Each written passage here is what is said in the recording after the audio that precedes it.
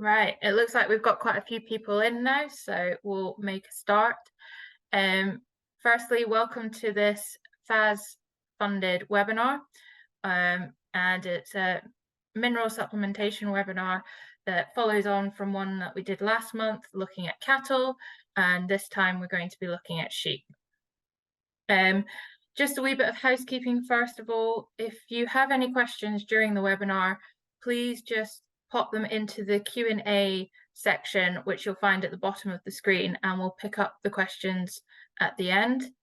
And finally, I would just like to introduce Dr. Annie Williams, who has joined us tonight to talk about mineral supplementation in sheep.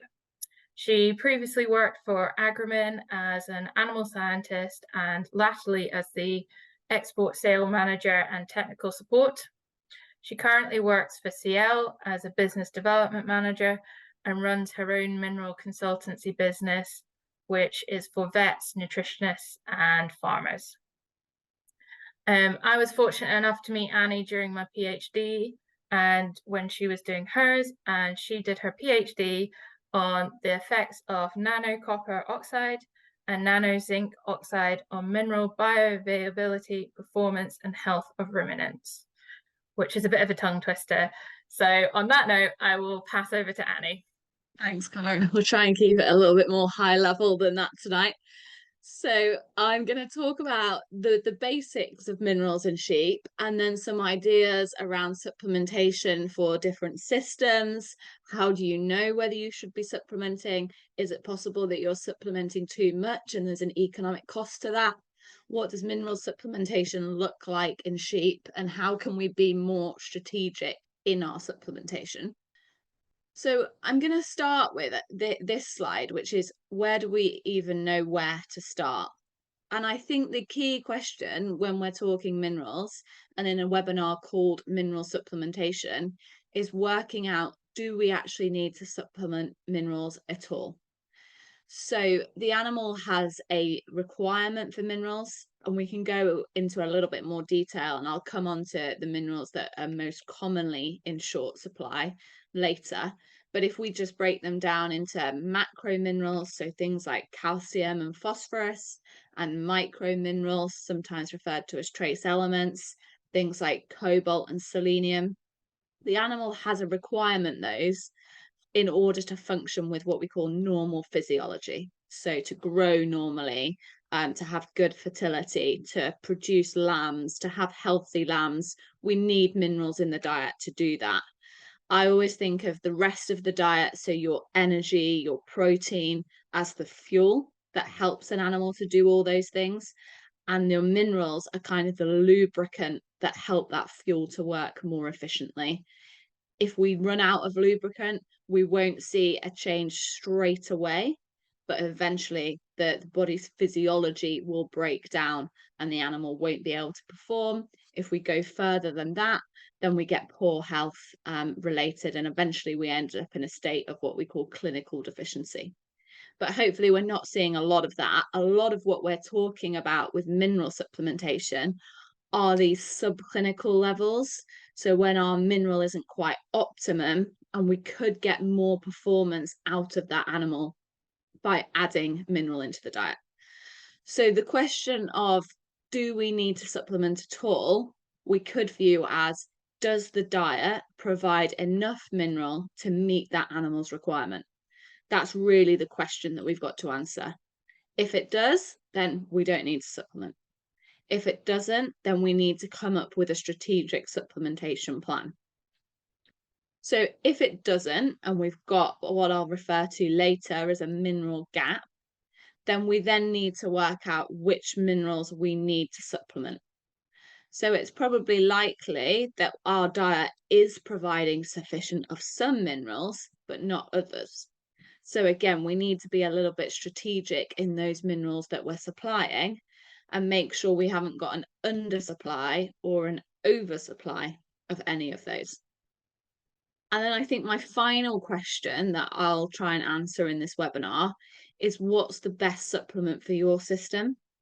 And I think that's a really important question. People often ask me which supplementation perform is better? And my answer to that is it depends on the system you're running on your farm. So if I came and said the best supplementation that you can give is a bagged mineral, but you're an entirely forage-based system, they're at grass most of the year, maybe they go out onto some forage crops, and then they come in 2 weeks before lambing, that is not a supplement that's going to suit your system. So we need to identify what do we need to supplement with in terms of mineral, and then for the system you're running on your farm, what is our best methodology for supplying those minerals into the diet. So I'll try and cover all those things and how we kind of put this puzzle together to work out how we strategically supplement sheep with mineral. So one thing that I'm going to refer to quite often, and I mentioned this on the cattle webinar as well, but I think this is a really important point, is that mineral nutrition is a balance. And for some minerals, it's quite a tight balance. So what I'm trying to achieve is putting sheep into the optimum range for their mineral status. So whether we're measuring that in blood, in liver, in even in animal performance, we'll come on to some of those measures later in the webinar. What I'm trying to do is I'm trying to optimize their level. I don't want to undersupply mineral because then I'm potentially impeding performance. But I don't want to oversupply mineral because again, if we tip them too far the other way, I'm potentially impeding performance by oversupplying. Or even if I'm not doing that, there is an economic cost to supplementing with mineral. And we don't want to tip them the other way where we're supplying them with mineral that they don't actually require. Because for a lot of the minerals that I'm going to talk about tonight, if we tip them the other way and we oversupply, all we get is significant excretion. So whether that's in urine and in feces, we get that excretion into the environment. And I think that sort of phrasing of excretion into the environment is probably something we've been saying for a long time, but is becoming more and more important. We used to kind of just consider it as an economic cost. Now, with the pressure around sustainability, around nutrient cycles, around nutrient use efficiencies, I think we'll start to see minerals, particularly maybe some of our macro minerals, things like phosphorus, maybe even some of things like zinc on the trace side.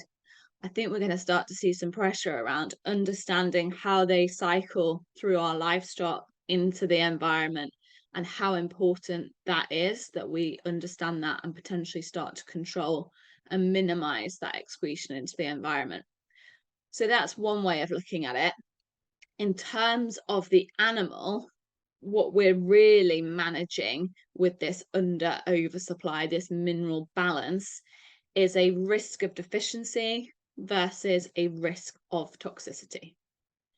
So if we're supplying an optimum amount of mineral into the diet, then we're meeting animal requirement, allowing them to perform to their genetic potential or to the potential of the rest of the diet that we're putting in front of that animal, so the rest of the energy and protein. If we undersupply a mineral, we start to see a risk of deficiency. And how important that risk of deficiency is depends on the mineral. So whether you see that really quickly depends on which mineral it is. Whereas if we go into oversupply, we start to see a risk of toxicity. And again, how important that risk of toxicity is depends on the mineral.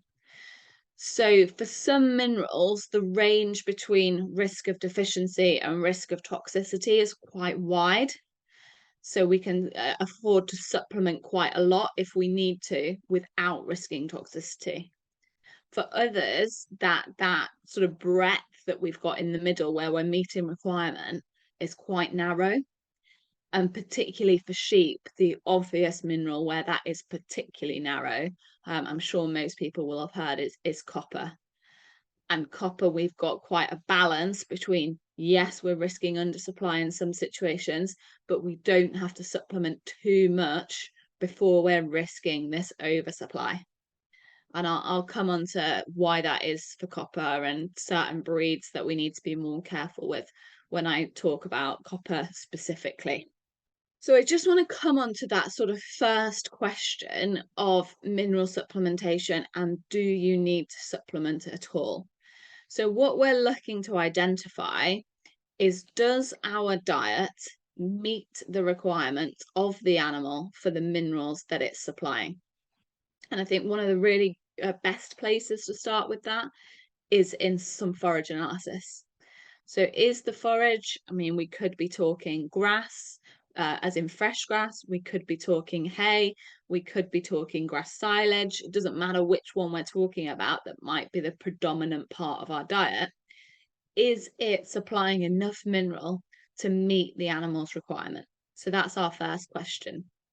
So when you get forage analysed, quite often you'll get sort of a page which shows your energies, your proteins as one, and then you can get an additional mineral page. So quite often that is an additional request that you need to make when you send your forage for analysis. But it's something really worthwhile doing because minerals can make such a difference to performance. And if we've got this sort of data where I can see, for example, on this, that the selenium is below the requirement, then that sort of data we can start to go, okay, we need to do some sort of strategic supplementation of selenium. Otherwise, we're risking undersupply in these animals. The other really important thing that a forage analysis will give you for minerals is to look antagonism. So you get the values for the individual minerals, and we can say, like, are we meeting requirement for calcium? Are we meeting requirement for magnesium? Things like that. But what this data also tells us is if we look towards the bottom, towards sort of iron, aluminium, molybdenum, lead, these are antagonists. So they're going to impede absorption of other minerals in the diet. And we can take those into account as well. So where we've got like significant copper antagonism, so for molybdenum, sulfur, iron, all copper antagonists, we can look at that and say, okay, so our forage might meet requirements for copper if we just look at the copper value. But when we take into account those levels of antagonists in the forage, we're not meeting requirement, and we need to look at a supplementation strategy. And we need to look at a supplementation strategy that can manage those antagonists in the diet as well. So I think that's really useful place to start. And essentially what we're looking for in this is the mineral gap. So this is the key bit. We're looking for, is the mineral supplied by the diet equal to or higher than animal requirement? If it is, then we don't have a mineral gap. If for some minerals, the amount being supplied by our diet is less than the data suggests that the animal needs, then we've got a gap. And we need to come up with a supplementation strategy that suits the system, suits the performance objectives of that farm, and comes up with a strategy for how we actually meet animal requirement in the best way in that individual situation. So that's what I'm referring to. So we're referring to a mineral gap, a difference between minerals supplied by the diet and animal requirement. And we're looking to optimize and balance the amount of mineral physiologically either circulating or being stored within the animal. I think the probably one of the most interesting mineral gaps, because it comes on so severely, is magnesium. And I've added a couple of slides in about staggers in the last couple of days, because normally I would talk about staggers predominantly in the spring, and we'd see big issues in beef primarily, maybe a little bit in sheep, maybe a little bit in dairy cattle. But I think this is the weather we've had this year has made it a really interesting year for minerals in general, but also in terms of grass growth. And we are seeing quite significant levels of autumn staggers. So we'd normally see staggers in the spring, And what staggers primarily is if we go back, it's where the animal requires a certain amount of magnesium and the diet is not supplying it. So we've got a gap between magnesium supplied in the diet and the amount the animal needs for normal physiology. That's why we get staggers.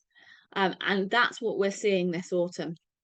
We're seeing higher levels of grass staggers than we've seen before, probably due to the mild, wet weather. So in a lot of places, we've potentially got more grass at this time of year than we've had before, but it's also really quite wet in a lot of areas.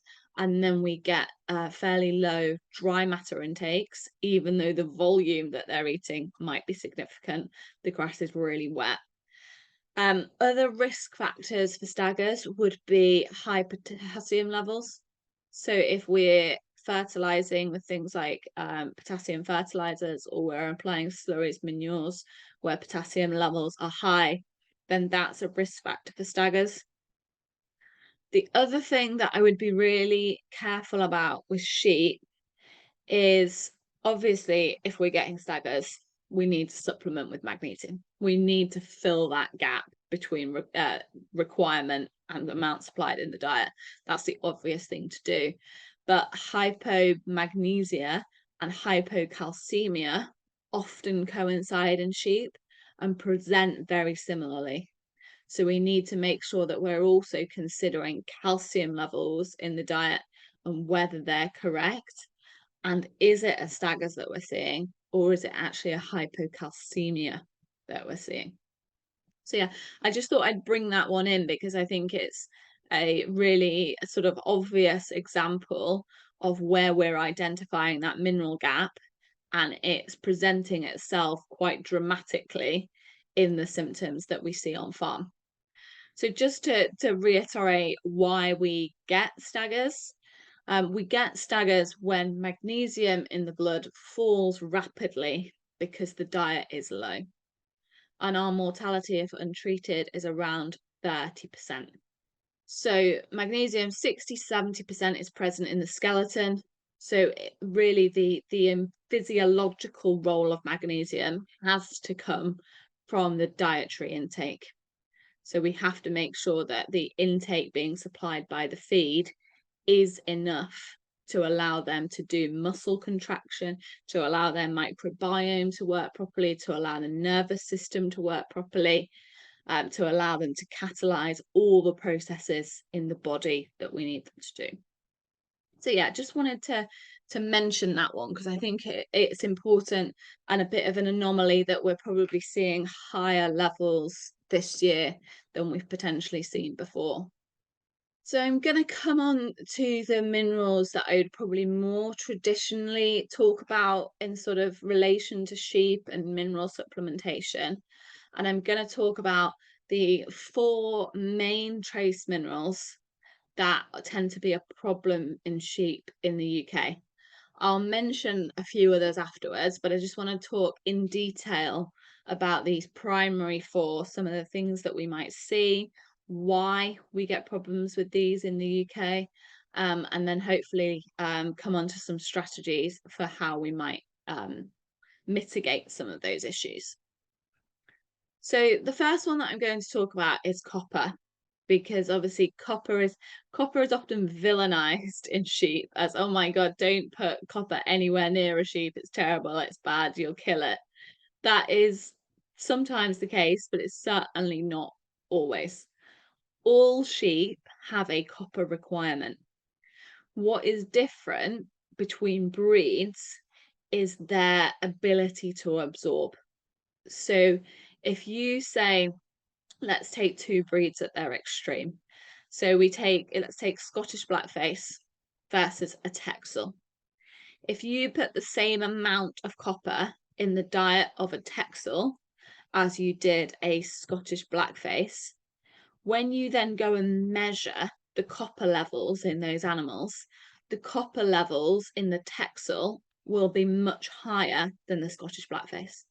Even though you've supplemented them with exactly the same amount, in some ways the Texel is much more efficient at absorbing copper. than the Scottish blackface is. So in some ways you can think of that as a good thing. What that means is if we put significant copper into the diet of the Texel, then it becomes copper toxic much more quickly than our Scottish blackface would, because of the amount of copper we're putting in front of that animal. The proportion that it's absorbing is much higher.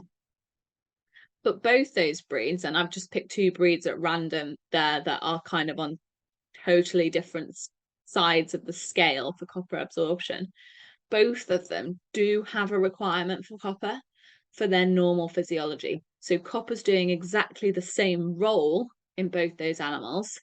It's the efficiency of absorption that's different. So in both those Scottish blackface and our Texels, copper's involved in over 300 key enzymes in the body. It's absolutely critical for fertility, growth, and the immune system. And again, in both these breeds, it's subject to significant antagonism by sulfur, molybdenum, and iron. So going back to it's critical for fertility, growth, and the immune system, that is absolutely true as a statement. But what that means is that it's also affected all of those things if we undersupply it or if we oversupply it. We really do have to find the middle ground and meet requirement, but not be in excess and not be in deficiency either, to have an animal that's performing normally and is healthy and we've got normal physiology and all of those things. Where copper's a little bit different to the three other trace elements that I'm going to talk about is we do get significant storage of copper. So when a sheep ingests copper, that goes into the rumen. It's in the rumen where we can see this subject to significant antagonism, and I'll come on to that. But the animal ingests the copper, it absorbs it into the bloodstream, and then that copper is transported and stored in the liver. So it's stored there, and if we are supplying more copper in the diet than the animal requires physiologically for these 300 key enzymes that we've mentioned, then our levels in the liver will start to build up. Because what happens is the animal controls itself the levels of copper in the blood. So we've got our copper stored in the liver, we've got our copper circulating in the blood.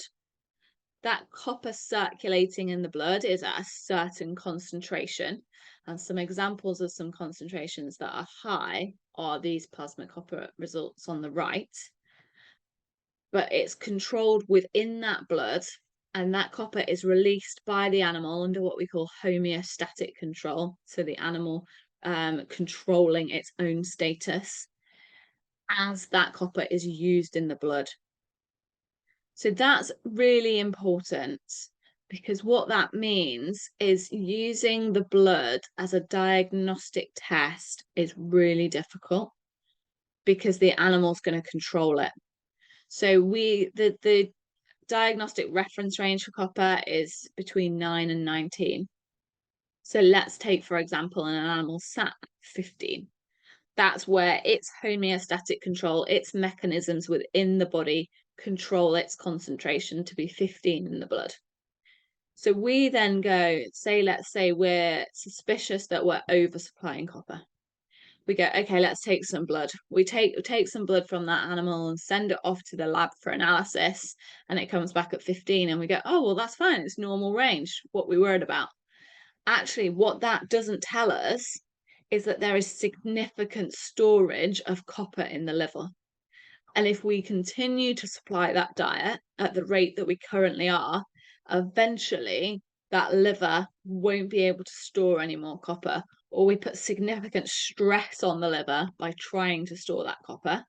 And eventually we reach a point where the liver basically is so stressed, or it's run out of storage capacity, and it releases that copper into the bloodstream, and we've got copper toxicity. But our blood test, our original blood test, didn't tell us that, because the animal will control those levels in the blood for as long as it possibly can.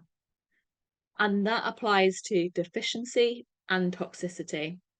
So it will retain the amount of copper in the blood, even if the copper levels in the liver are low, for as long as it possibly can until it runs out of copper in the liver. Or it'll maintain those levels in the blood for as long as it possibly can until copper has to be released from the liver and we've reached a point of toxicity. So in terms of working out our dietary supply and is it meeting requirement, are we risking either of those two situations? Analyzing the amount of copper in the liver is so much more useful. We can really see the amount being stored. Are we within the normal range for storage? Do we actually need to reduce the amount in the diet? Actually, are we looking a little bit low and we need to increase the amount in the diet? That is so much more useful. I always say when I'm on farm, I'd much rather have 2 or 3, 4 liver samples than 10 blood samples. For copper, that tells me much more about the diet on that farm for that trace element. So that would be my advice. The blood samples on this slide are just an example to show you that copper is the most frequently reported toxicity in the UK. And these are an example of bloods that have come back high in copper, and copper toxicity is potentially a real issue in the animals that these bloods came from. So just sort of watch out that it really does happen. And then finally on copper, before I move on to the next one, I just wanted to talk really briefly about the antagonism. So it is a complex mineral, and we do get what we would refer to as a primary deficiency, which is simply where there just isn't enough copper in the diet to meet requirement. But that's probably only the case about 5% of the time. Most of the time, what we're seeing is if we're getting a deficiency, because we've got antagonists in the diet, and we call that a secondary deficiency. So a deficiency caused by something else. So we've got copper in the diet, we've got sulfur, molybdenum, and iron in the diet. All those are ingested in the animal. In the animal, these antagonists bind with the copper.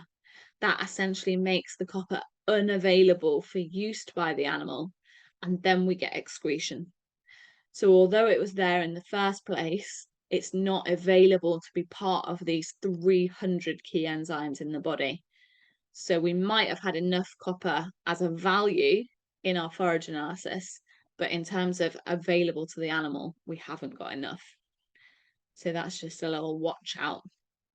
The next one that I'm going to talk about is iodine.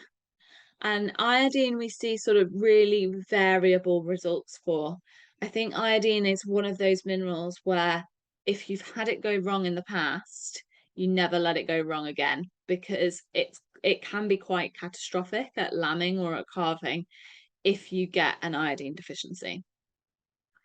So iodine is vital for the development of the thyroid gland and for production of thyroid hormones. And what that means is it's really important for energy metabolism. It's also really important for getting, because of this relation to metabolism, for getting lambs and calves off the floor at birth.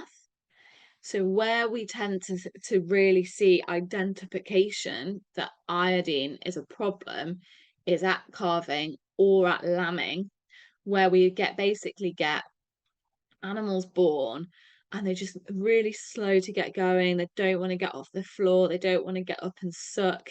And sometimes, not in all those situations, obviously, but sometimes that can be because their iodine status is low. So if their iodine status is low, that probably tells us that the status of the ewe or the cow during pregnancy was low, and she hasn't been able to pass on enough iodine to that lamb through placental transfer.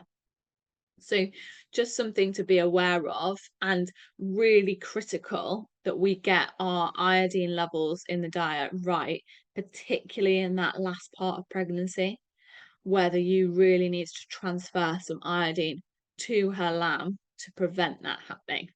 And like I say, it can be quite catastrophic. You can end up with a lot of really weak animals at birth. It doesn't mean that they're going to die. Quite a lot of the time, eventually, with the right help, they get going.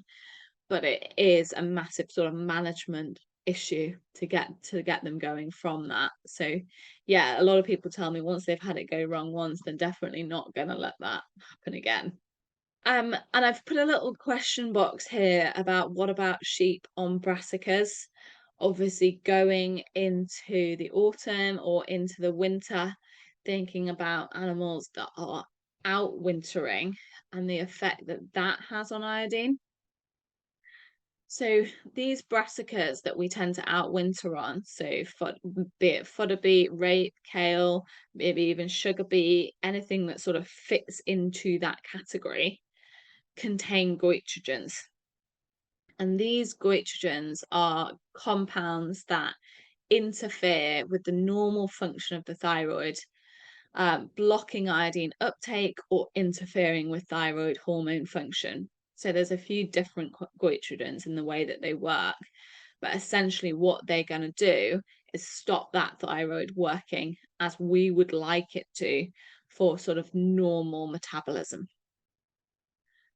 So this is something to be aware of if you are out wintering on any of these crops, that I would really recommend that you do supplement with iodine. And requirement can be as much as quadruple the normal iodine requirement. So essentially what we're doing is giving the animal or the body a lot more iodine to start to override the effects that these goitrogens are having in either iodine uptake into the thyroid or thyroid hormone function. We're essentially flooding the body with a bit more iodine to try and help it to cope with that. Particularly important if we're out wintering pregnant ewes. Again, thinking going forward into the spring and spring lambing, the ewe needs to have enough iodine available for placental transfer into her lamb to avoid the situation of floppy lambs. In an ideal world, I know it's not always possible, but I would generally recommend that sheep come off any goitrogenic feeds about 3 weeks pre-lambing to try and avoid that situation. So the third one that I'm going to talk about is selenium. And again, just a sort of reminder that I'm going through, and they're not in absolute order, but I'm going through the 4 trace elements that we see most often as a problem in UK sheep.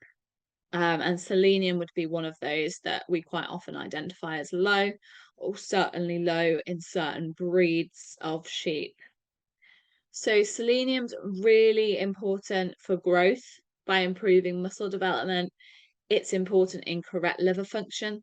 So the liver is the powerhouse of the body. That's where we're removing toxins from the body. That's where we're storing some of these minerals that we've already talked about. It's really important that we're getting that liver functioning as well as we possibly can. And selenium, alongside vitamin E, plays a really important role in that. It's also an antioxidant. So when we measure selenium status in sheep, it tends to be that antioxidant function that we're measuring.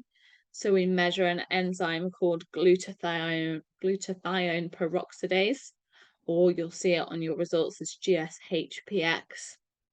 And that is the active form of selenium that's providing this antioxidant function to the animal.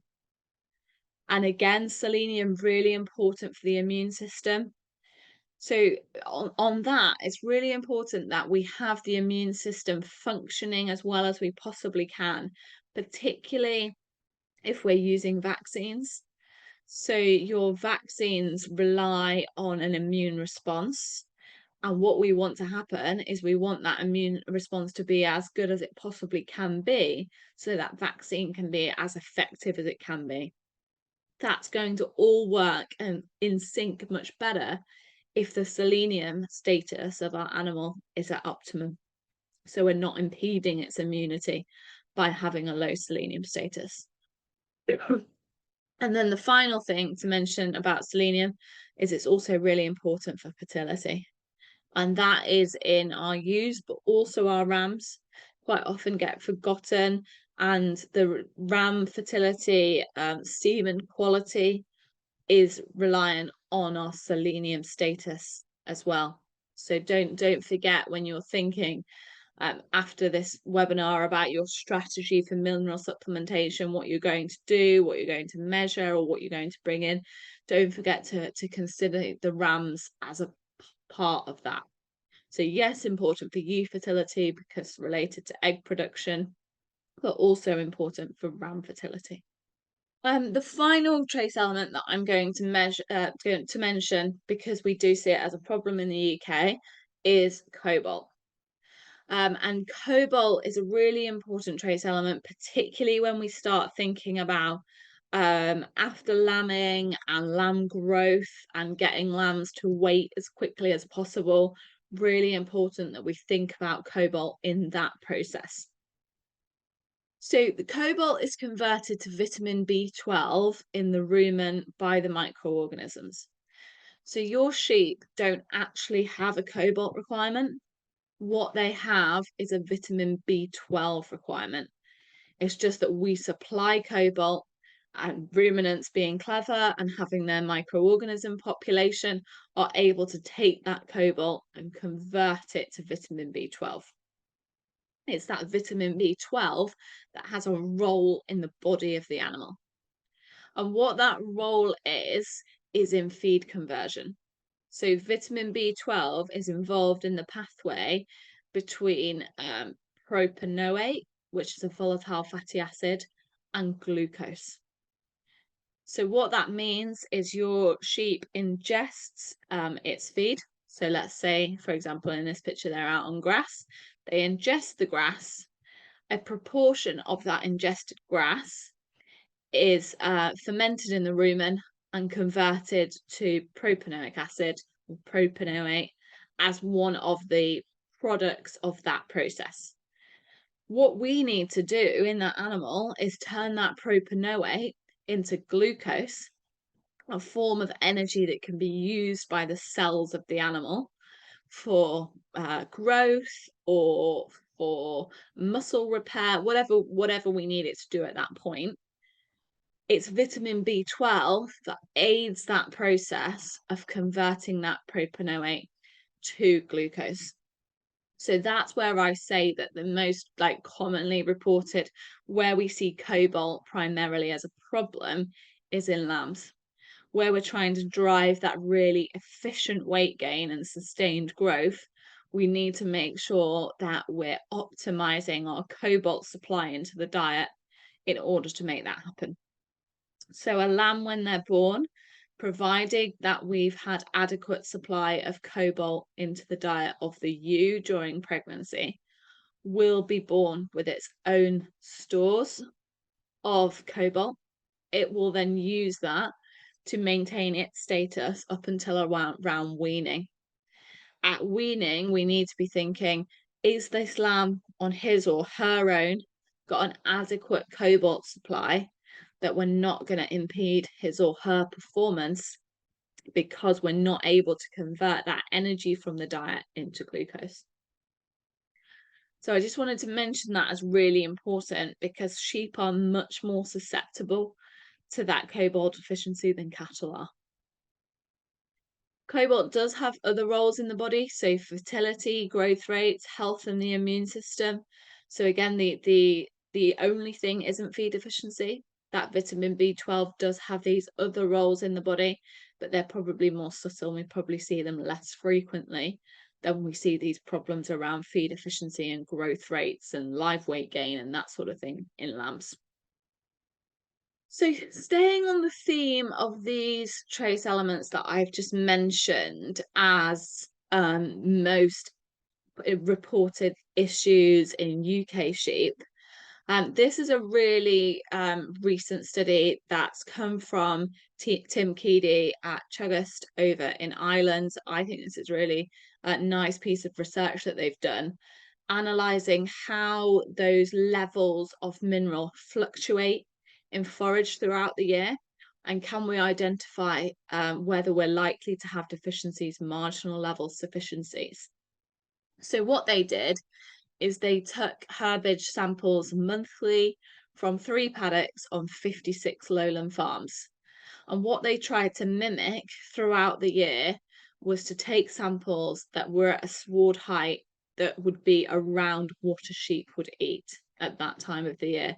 So they're really trying to analyze what is the mineral available for those animals throughout the year. And they did actually analyze for 22 minerals, but this table that I'm showing here is primarily those minerals that I've mentioned at being a problem in sheep. So what they're showing is from the herbage concentration, so the mineral in that grass, does it meet requirement, or is it deficient in mineral and we would probably need to supplement in order to meet animal requirement? So I think this is a really useful piece of research that they've done. So on 73% of farms, we can see that we've got a deficient level of cobalt. What we're seeing for copper is entirely the opposite. On 100% of farms that they measured, so those 56 lowland farms that they measured, we've got 100% level of sufficiency for copper. And then we can look at the other minerals and say we've got differences there. I think the really interesting piece is what they've done to map it throughout the year. So how they've showed how that forage is fluctuating in its minerals throughout the year. So if we go from March to October and we take iodine as the bottom purple line, we can see where it is in March, and then we've got a gradual decline and then an incline slightly up to September, October. Probably seeing a similar pattern for cobalt and a slightly different pattern for selenium. But I think it's really interesting to see how that maps out throughout the year and how the forage levels of trace elements that are commonly an issue might look on terms of where they are in those fields throughout that year.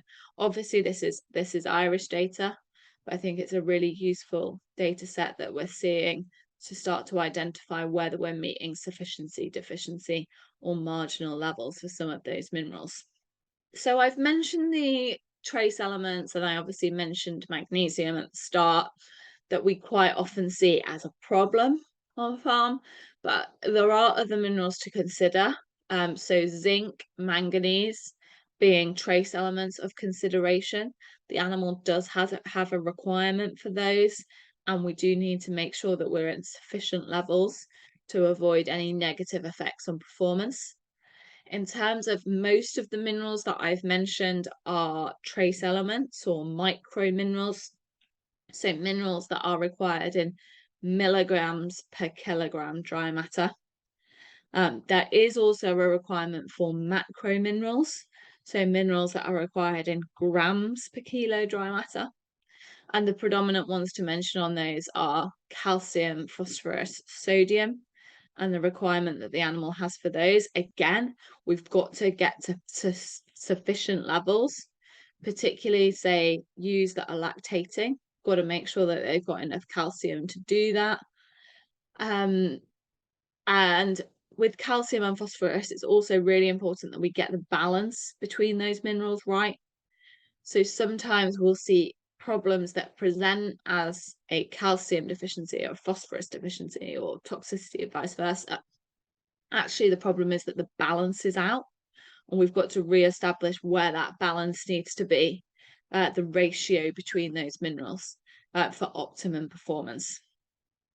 Sulfur I've got on here, but I've put it on as a mineral to consider in terms of its antagonist effects. So its antagonist effect on copper, it's also an antagonist to selenium. So definitely worth considering the levels of sulfur in your forage when you're thinking about your mineral balance. And then I've kind of cheated because vitamins are definitely not a mineral, but I would also consider levels of A, D3, and E in the diet for making sure that we've got optimum animal performance. So just coming on to mineral testing and diagnostics, and I've kind of put this onto a slide which looks like a jigsaw puzzle, because this is how I think of it. I think of it, how can we put the jigsaw puzzle together to get this full picture of the mineral status of the animal, and allowing us to assess whether that is going to meet genetic potential for performance or not. That's the puzzle I'm trying to put together in my head. So balancing requirements with economics, with form of supplementation, with antagonists in the diet, and trying to create a picture that allows us to put the best advice forward to that particular farm. So where I would start in putting this jigsaw puzzle together would be in forage and diet analysis. So I want to know how much mineral is being supplied in the diet of those animals on that farm. So that can start with basic grass analysis, basic silage analysis, like I showed right at the start on one of those slides, and assessing that versus antagonists in the diet, and using that to identify any mineral gaps that we've also always spoken about. We could go wider than that and start to consider water. I would probably see that as less important for sheep than cattle, simply because water intakes for sheep are lower than in cows. But on some farms, water will be making a significant impact to mineral intake. So you can take that diet analysis wider to water. One thing that I think is really important in terms of mineral audits, and if you're going to do a diet analysis, is to absolutely think about every input that goes into those sheep. So if we've got sheep out at grass, but then we're putting some buckets in with them, and then when they come close to lambing, they get a drench. If they don't perform, something else happens to them later. These are all inputs into that diet analysis. So they're all things that are adding to the mineral status of those animals that we must consider, that when we're doing that audit, to make sure that the supplementation strategy is strategic and we've taken all of those inputs on board. So if you're thinking about doing some analysis, do think about every single input that goes into that animal and whether those inputs are supplying some mineral into that diet. The other thing that I think is really useful is to look at animal performance. So if you're doing any recording of around lambing, or any performance recording, then look at, actually, are these animals performing at the level that you think they should be, based off your genetics, your inputs onto farm, your way of managing those animals? Are you getting the performance that you think you should be? If you're not, can we start to look and identify what is impeding performance? And one of those things that I would be looking at is mineral status. Are we meeting their mineral status requirements, particularly at critical stages of the production cycle? So particularly, say, pre-tupping, particularly pre-lambing. Are we optimizing their mineral status to allow them to reach the performance that you're expecting them? I think it can be a really useful tool. And for minerals like cobalt, there is no reliable test of blood cobalt in sheep. And therefore we are relying in cattle, sorry. Therefore we are relying on animal performance to tell us whether we are getting a response to that mineral or not. In sheep, we can do more measurement on cobalt, but still we are still looking at, are we getting actual increased performance based on the changes to the mineral strategy that we make? So next, and coming down to possibly a little bit more complicated, involving your vet in your mineral testing and diagnostics, is things like blood sampling and liver testing. So taking some of those trace elements that we know are often a problem and testing for them and seeing whether the levels that come back are optimum for sheep. So for iodine, we can do a blood test and we can measure plasma inorganic iodine. That tells us the iodine that's been available in the diet for those sheep in the past sort of 2 or 3 days and whether it's optimum. I mentioned that because it's a short-term measure. It tells us the iodine that's been available in the diet for the previous couple of days.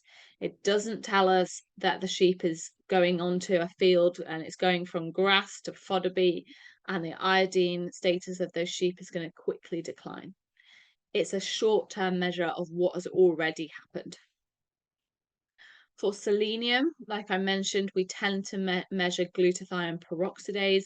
That's the active form of selenium, the enzyme that the animal is using for those antioxidant functions that we talked about. And again, selenium is historical data. It is telling us whether there was enough selenium in the diet of those animals 2 or 3 months ago, not what's going to happen going forward. Don't get me wrong, I'm definitely not trying to put you off this sort of diagnosis, but I think interpretation of those results is really important. How we look and map them out against what's happening on that farm and what's going to happen in the future is really important. The one that's missing off here is cobalt. We can measure cobalt or vitamin B12 in the blood of sheep, and again do it in a similar way to I've just mentioned for iodine and selenium.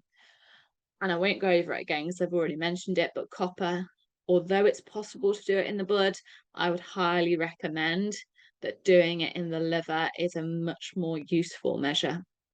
So in cattle, we tend to biopsy. That's not really possible in sheep because the stress of the biopsy quite often kills them. So it's not something that I would recommend.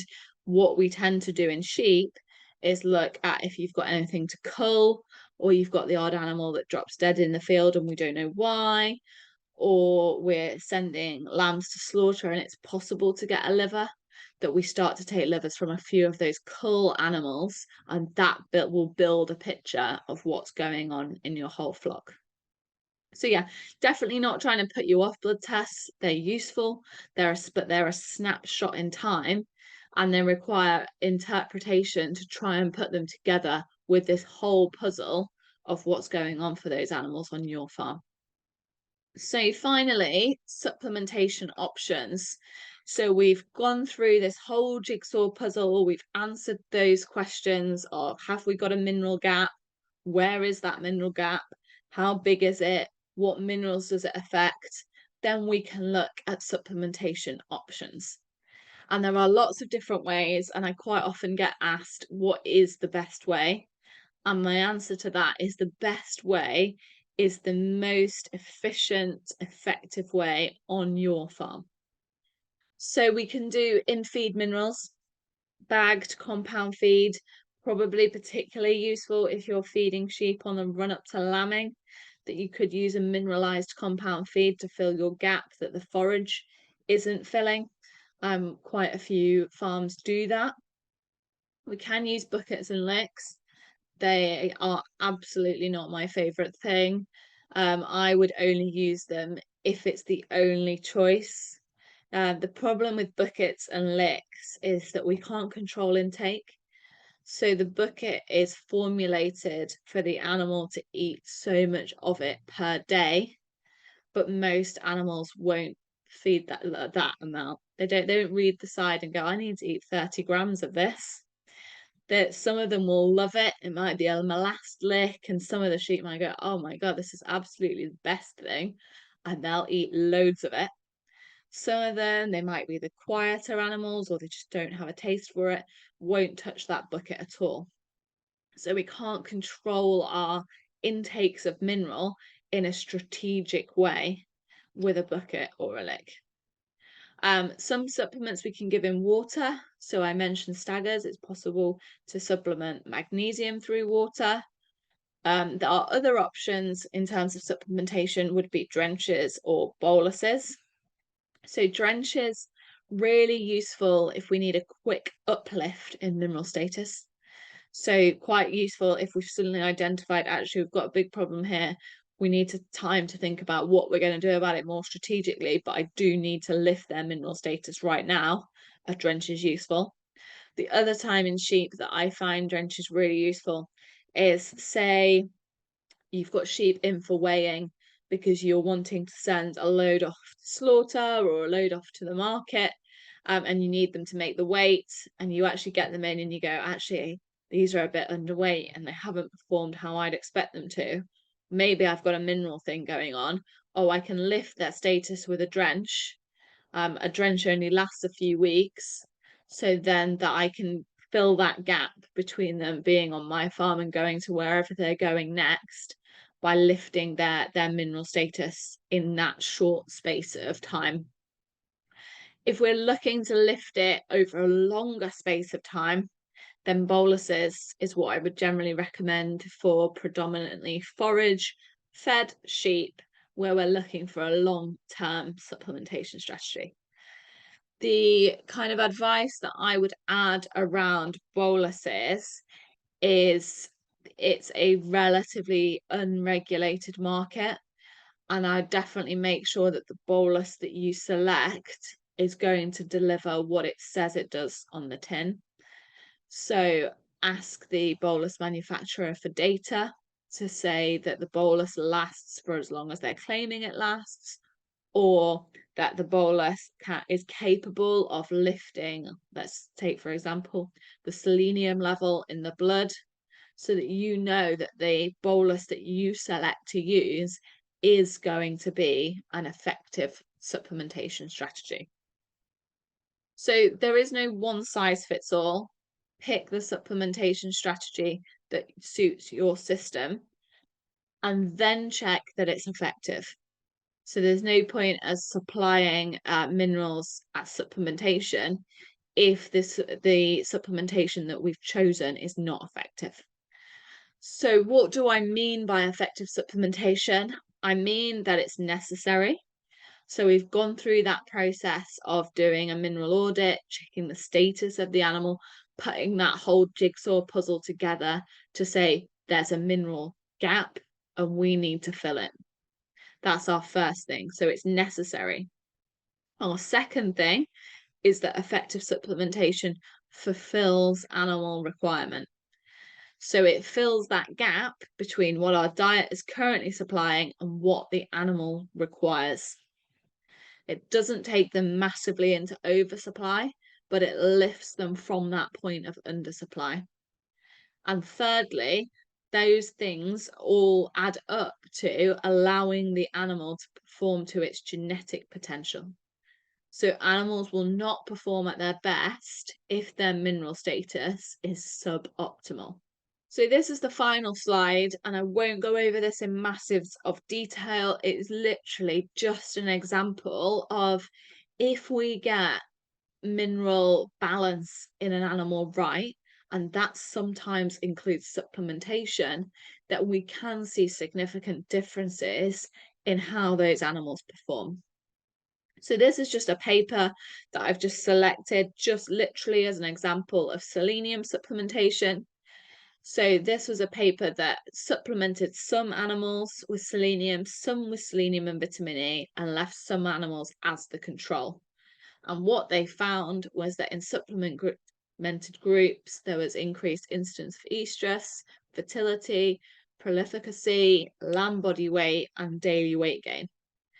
But we only see those results because the control values were suboptimal. So the animals in those, their performance was being impeded by a lack of selenium or a lack of vitamin E in the diet. So that is my final slide. Thank you all for listening. I think I'm going to hand over to Cara to take control of the questions. All my sort of social media email address is on there. So yeah, do get in contact if you've got a question you don't want to ask on here. Brilliant. Thank you very much, Annie. And yes, as Annie said, if you've got any questions, we've had a few come in, but if you've got any questions, please pop it in the Q&A and we'll do a wee question and answer just now. So just first off, you discussed mineral balance back at the start of the presentation and getting that balance right so that we're not oversupplying, undersupplying. What are you seeing on farm in terms of, are you seeing oversupplying or undersupplying when we look at flocks of sheep? I think and obviously this is a massive generalization, but in sheep, what we tend to see is undersupply, particularly undersupply at critical points of the production cycle. So undersupply, say when we've got weaned lambs, so the ewes just going through the summer, she's not got too much pressure on her body and sort of to deliver physiologically.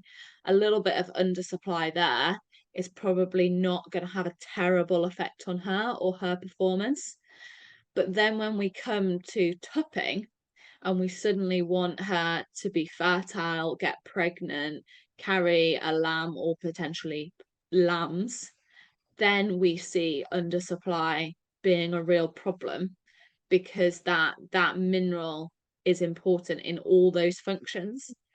So I think generally what we see is undersupply. What's probably more worrying is undersupply at critical points where we really could improve performance if we got that right.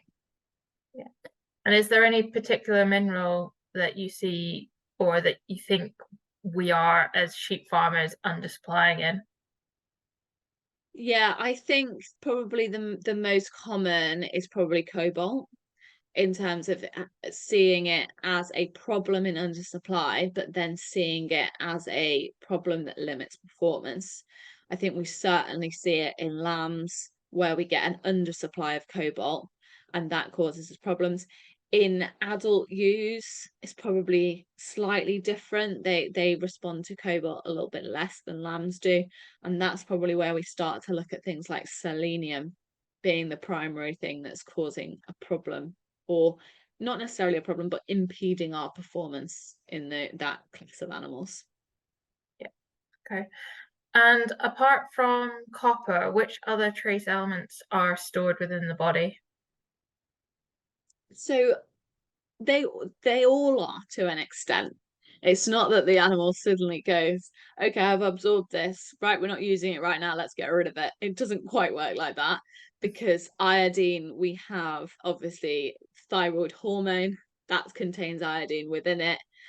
We are starting to see more evidence that we get some storage of other trace elements, other minerals within the liver.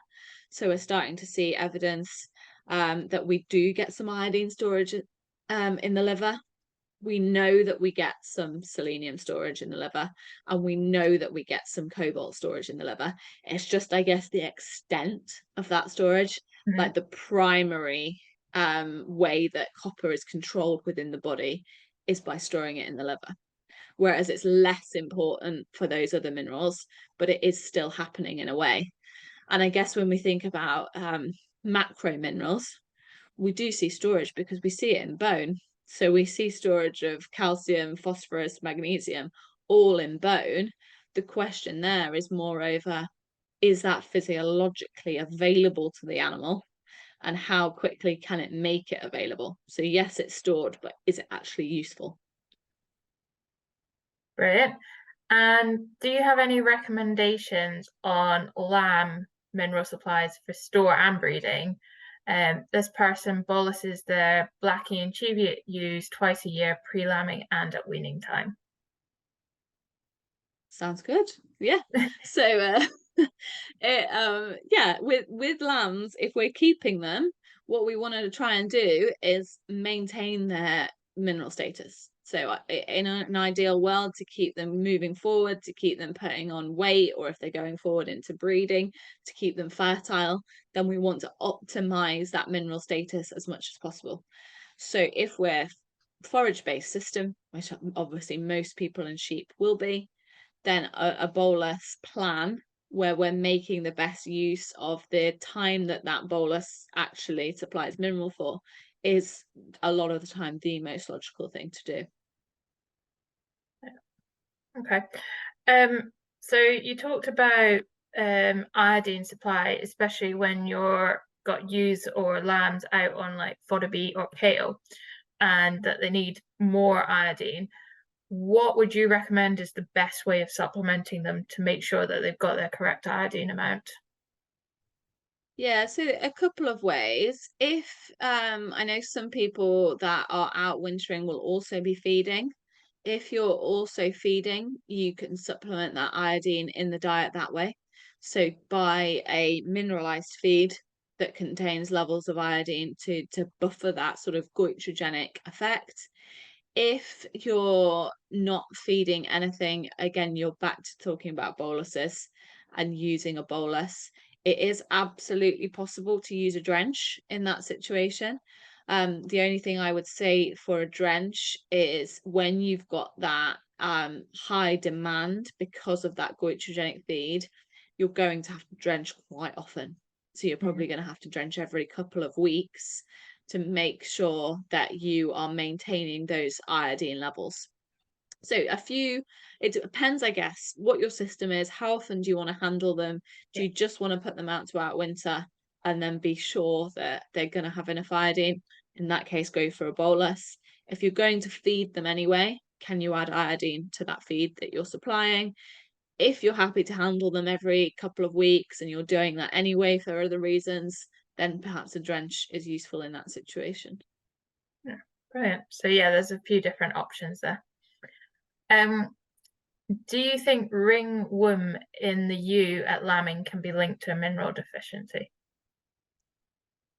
Um, so yes, minerals are complex, and minerals can have physiological effects on the animal that we don't expect because they are directly linked to the animal's immune system.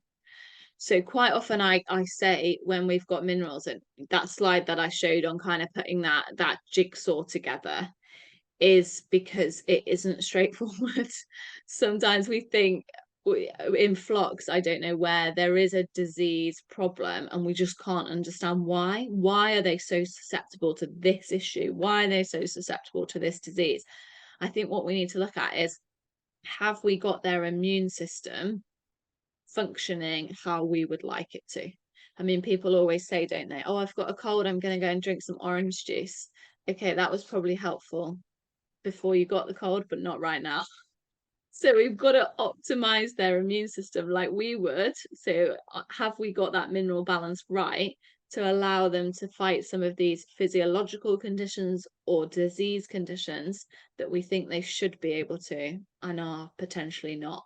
So probably not a direct link, but a sort of wiring is a bit out along the way. No, it just shows like how important minerals are to the overall performance of the animal. Yeah, exactly. So early you talk about your jigsaw and you talk about testing the forage, and then we talk a bit about the testing of the animals. At what point in the production cycle would you say is the best time to test so that we can get the best picture to try and work out what they're deficient in? I think that there's two ways of looking at this. We can look at it in terms of, that sort of Irish data and that fluctuation of, do we want to test when we think forage is likely to be lowest? That's one way that we can do it, to say this is what we think, where we think we'll find the biggest gap. What I would probably tend to recommend is, that's probably useful if we're doing forage analysis. If we're doing diagnostics and we're targeting performance of these animals, then what I really want to know is probably coming into topping. Are my animals going to be as fertile as I want them to be? So I want to go back. So I want to put, I don't know, my ram in on the 1st of October. Let's just make a random date. Going into that date, I need my ewes to be fertile. And therefore, I actually need to go back probably 8-10 weeks and say, okay, I'm going to do my mineral diagnostics there.